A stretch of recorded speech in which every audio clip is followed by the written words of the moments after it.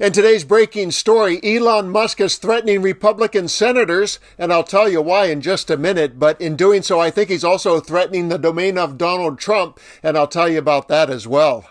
If this was a game of Jeopardy and the category was modern-day narcissists and power mongers, the $1,000 question would be, who is Donald Trump? And the $800 question would be, who is Elon Musk? And my big question is, can these two egomaniacs occupy the same space at the same time? And the question I'll answer for you is, why in the MAGA world is Elon Musk threatening Republican senators?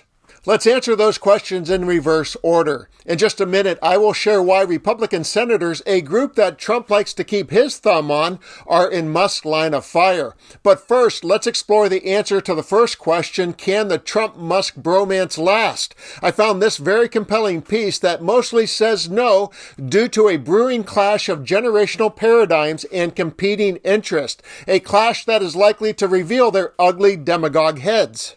This Trump and Musk partnership would surely have seemed unthinkable just a few years ago. Their outlook and philosophies couldn't be more different. At first glance, anyway. So, what do the two men want from each other? And how will it all work? With two seemingly opposing sides meeting head-on, it's surely only a matter of time before they butt heads. And that could mean some very significant fallout. There is the aging, old-school, privileged businessman that used almost $500 million of his father's money to create several failed businesses and a few very successful ones before becoming a reality TV star. And the bolder, younger, new generation of tech startup entrepreneur that has had a hand in some transformative new products and services for the modern world, again with quite a few missteps too.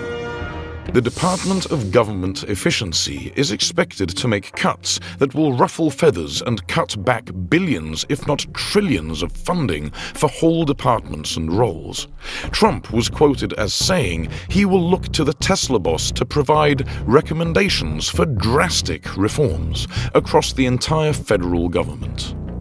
But how will this odd couple's relationship really play out in practice? Elon Musk, himself an immigrant from South Africa, has demonstrated that historically there was no love lost between the pair.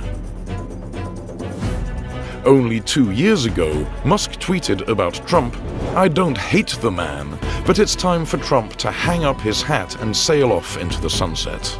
Around the same time, Trump called Elon Musk a bullshit artist. The incoming president's beliefs in outdated industries, techniques, and business practices are certainly out of step with the prevailing and technologically progressive 2020s attitude that Elon Musk embodies.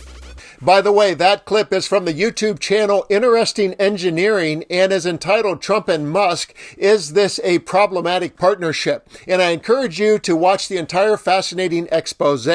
Meanwhile, Musk's threat against Republican senators, something Trump is famous for, came to my attention from Anonymous, who posted on X, billionaire Elon Musk is blackmailing Republicans by threatening to spend billions to unseat all Republican senators if they do not vote to confirm Kash Patel for FBI director. At face value, that means he will endorse and fund their opponents when they come up for re-election, a tactic out of the Donald Trump playbook. But because of Musk's massive wealth, he can do it at a higher level. And don't forget that Musk owns the #1 social media platform for political news. That means he can undermine their credibility by promoting conspiracy theories or unflattering memes about them.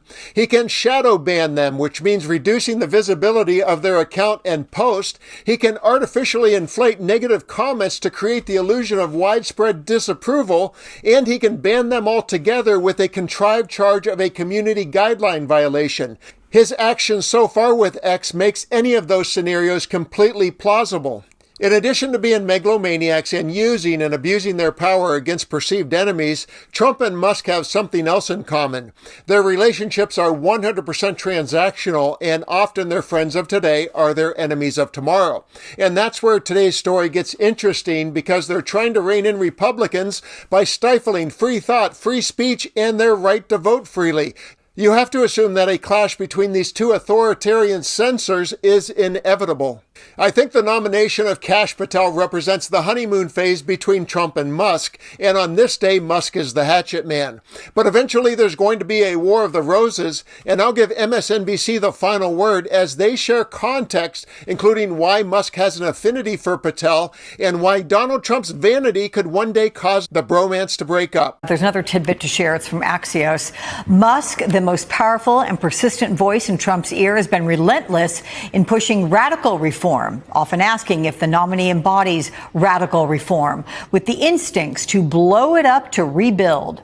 Curious your thoughts on this blow it up to rebuild prospect. Yeah, I think they are going to run into a lot of resistance that's just built into our system.